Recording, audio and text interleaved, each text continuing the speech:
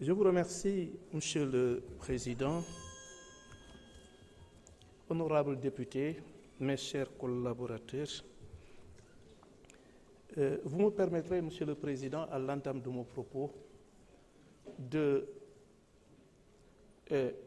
d'adresser mes condoléances à votre institution à la suite de la disparition de l'honorable député Fanta Sall, de même que la disparition de votre chef de sécurité.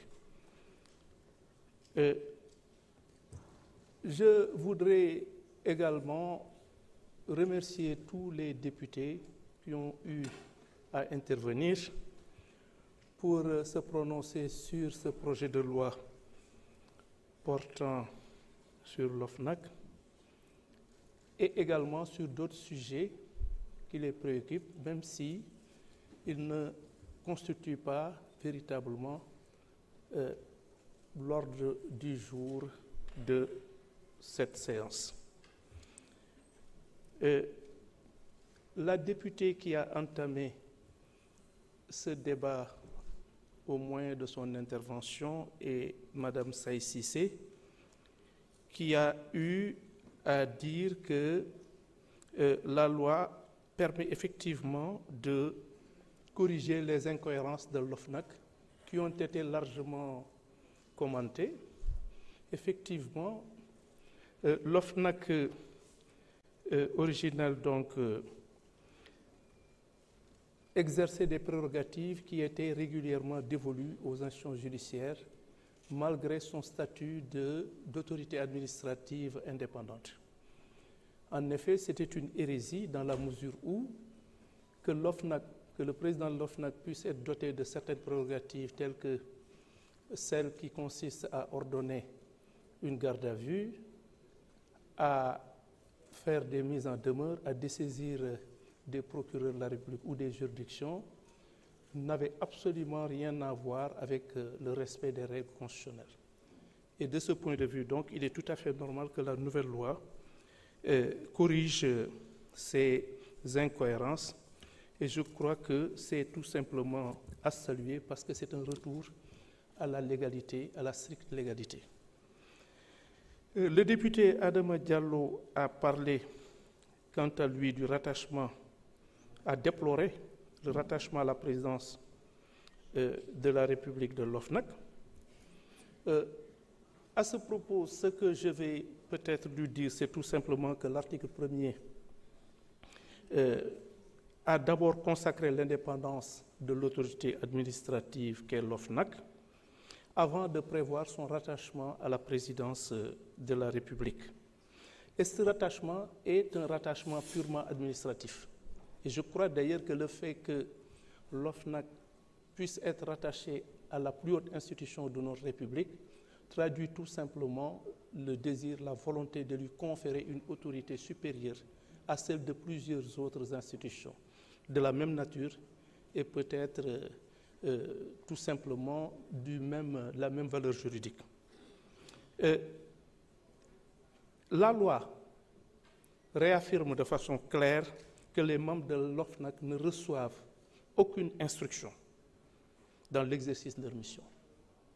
Et donc, si véritablement ce rattachement à la présidence pouvait poser, ou en tout cas susciter certaines interrogations, le fait qu'il est réaffirmé que les membres de l'OFNAC ne peuvent et ne doivent recevoir aucune instruction de quelque institution que ce soit, je pense que le problème de son indépendance est réglé et je crois que c'est le plus important.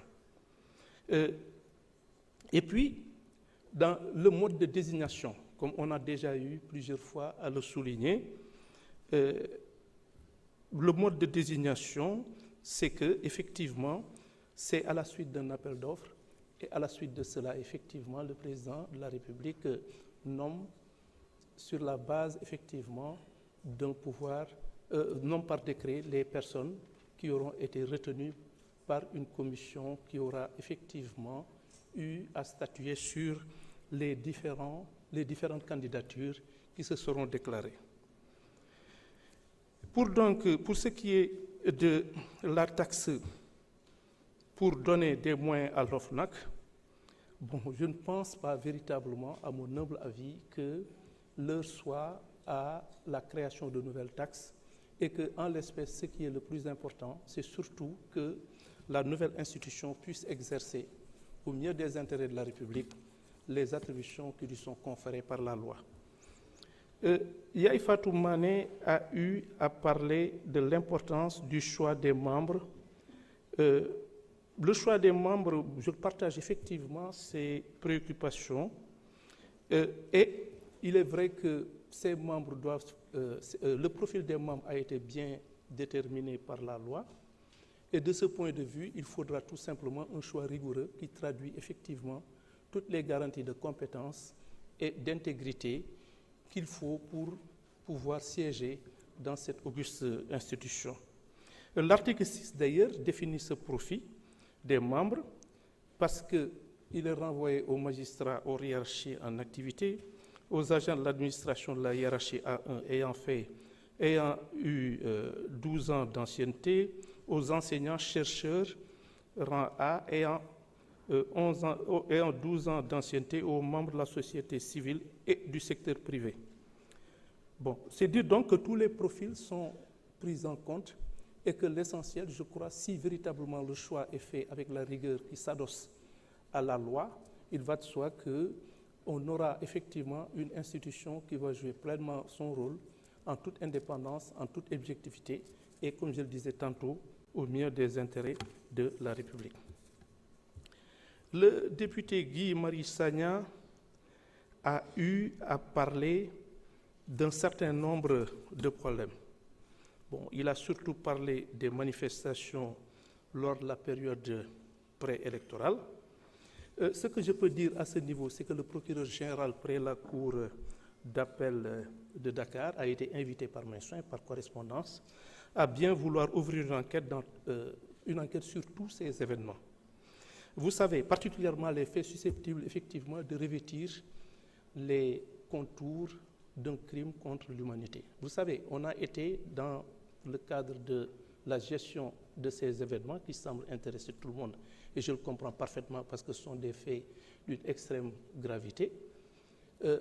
Il a été bel et bien dit que il y a eu une loi d'amnistie qui a été effectivement réformée par une loi rectificative avant que le Conseil constitutionnel n'apporte quelques correctifs sur cette loi. C'est dire donc qu'en tout état de cause, la justice se devait d'attendre d'y voir clair avant d'initier ces poursuites. Et de ce point de vue, donc, on ne pouvait pas initier des poursuites tant qu'on n'avait pas une certaine visibilité. Et le fait même qu'on ait eu à privilégier les crimes contre l'humanité, c'est juste pour éviter de nous trouver dans une situation qui pourrait justifier une annulation des procédures pour vice de forme. La tâche pour ceux qui connaissent le droit, qui l'exercent et qui sont attachés à la justice et à l'état de droit, les choses n'étaient pas aussi simples et il fallait faire très attention pour ne pas avoir à violer la loi, d'autant que celle-ci a eu, en l'espace de quelque temps, à changer.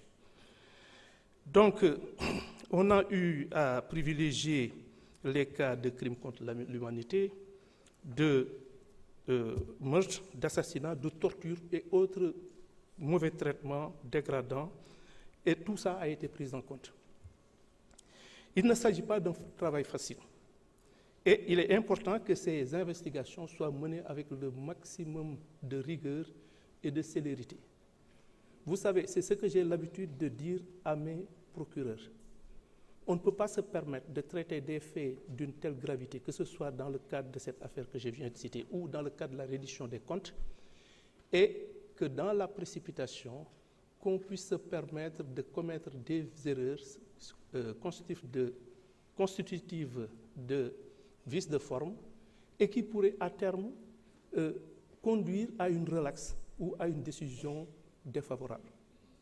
C'est dire donc qu'en dehors de cette nécessité de répondre effectivement à ce qui semble être une demande sociale et surtout au respect de la légalité, il faut faire en sorte que les dossiers aboutissent et aboutissent bien. Aboutir, que ces dossiers aboutissent, c'est que ces dossiers puissent effectivement concourir à à nous faire procéder à l'arrestation de toutes les personnes mises en cause, de tous ceux qui ont une part de responsabilité dans la survenance de ces faits, et que ces gens soient effectivement reconnus coupables et condamnés par les juridictions compétentes. Et en nous précipitant, en voulant faire vite, ce risque-là est réel. Et je dois dire que nos services ne sont pas du tout disposés à l'encourir.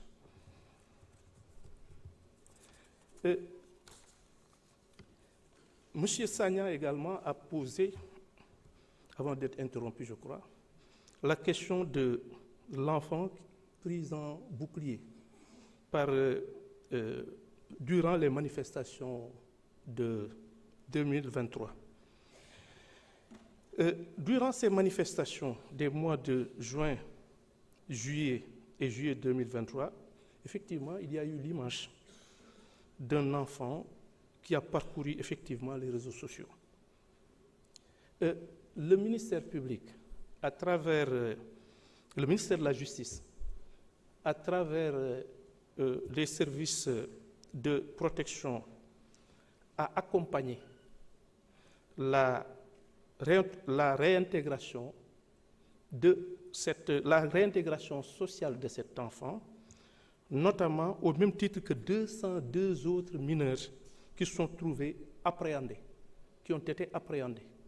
Et avec l'intervention des services de la justice dédiés à la protection de l'enfant et à la protection sociale, la quasi-totalité a rapidement été élargie et remise à leurs parents et sont actuellement bénéficiaires d'un suivi psychologique, un appui à la réinsertion scolaire et professionnelle.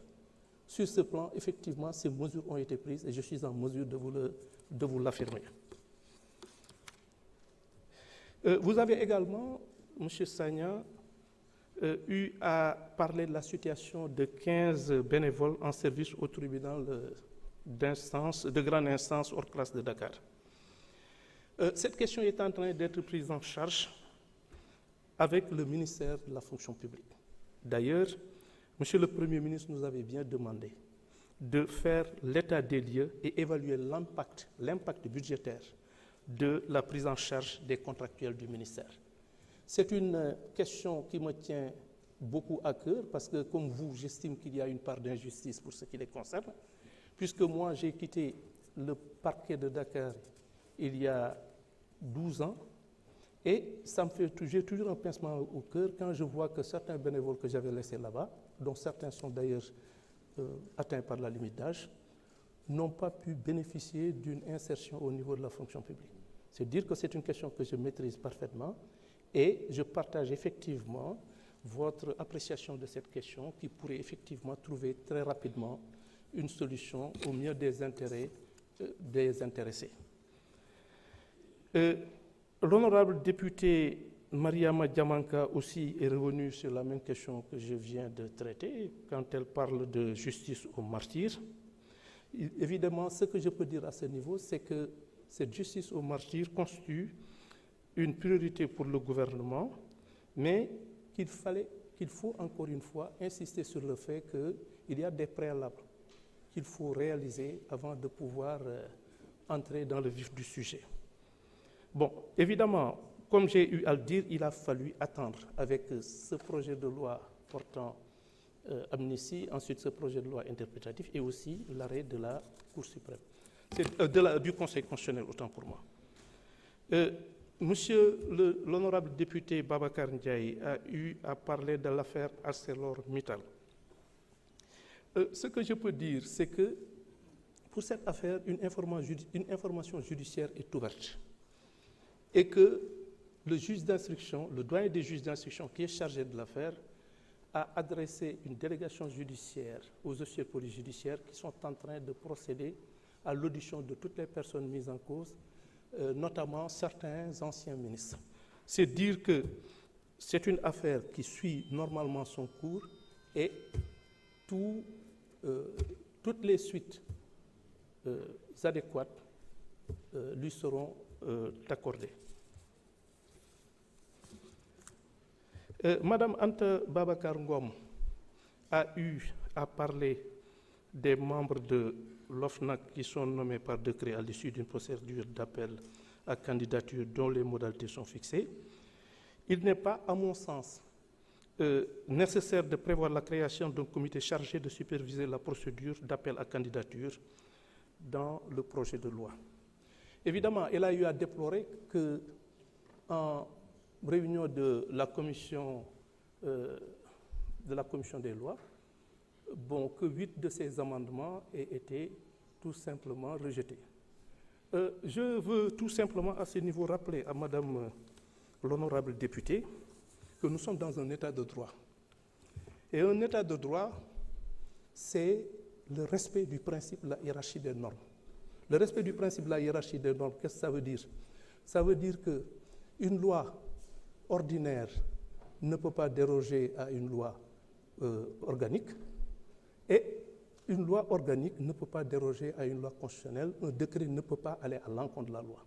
Le problème, c'est qu'avec, en tout cas, certains des amendements de Madame l'honorable députée, il s'agissait tout simplement de donner à une loi ordinaire la prérogative de pouvoir réformer une loi organique. C'est en violation de tous les principes constitutionnels. Et puis, en tout état de cause, même si ces amendements avaient prospéré, ils auraient fait les lois, en tout cas les dispositions qu'elles préconisaient, étaient justement de nature à être tout simplement annulées par le Conseil constitutionnel si effectivement il y avait un recours. D'une façon générale, ce sont là les différents... Bon, il y a également le cas de Tahirou Sarr, qui a eu à parler de l'état civil des Sénégalais. Moi, je préfère toujours parler de choses que je maîtrise. C'est vrai qu'il y a beaucoup de problèmes en matière d'état civil que nous sommes en train non seulement de recenser, mais en plus de trouver les moyens susceptibles de nous permettre de pouvoir réguler. L'état civil a toujours posé un problème. Pourquoi? Parce qu'effectivement, le faux en état civil, c'est aussi vieux que le monde, j'allais dire, que notre pays. Maintenant, on est en train justement, avec la modernisation, notamment la possibilité maintenant de pouvoir informatiser tout cela, de réduire ces points. Dire que les étrangers parviennent effectivement à se faire doter d'extraits qui appartenaient ou qui étaient effectivement destinés à d'autres Sénégalais, je crois que c'est aller vite en besogne, même si ça peut arriver, mais je ne suis pas en mesure de l'affirmer. En tout état de cause, il va de soi que je ne pense pas comment un État responsable, des fonctionnaires responsables pourraient privilégier des étrangers sur le sort de leurs propres compatriotes, et encore que ces compatriotes ont un droit légitime sur lequel on accepte résolument et de façon déterminée à revenir, et au profit de personnes qui sont là juste et qui veulent s'arroger des pouvoirs ou des droits qu'ils ne peuvent pas acquérir. C'est vrai que c'est un problème que nous sommes en train justement d'étudier, parce que j'ai déjà eu vent de ce type de pratique qu'il va falloir donc déterminer de façon précise, réglementer et faire en sorte de poser des règles et de prendre des dispositions de nature à nous permettre que ne se reproduisent. D'une façon générale, c'était là les réponses que je tenais à apporter aux différentes interpellations dont j'ai été l'objet. Je vous remercie de votre attention. Jërëjëf, Monsieur le ministre.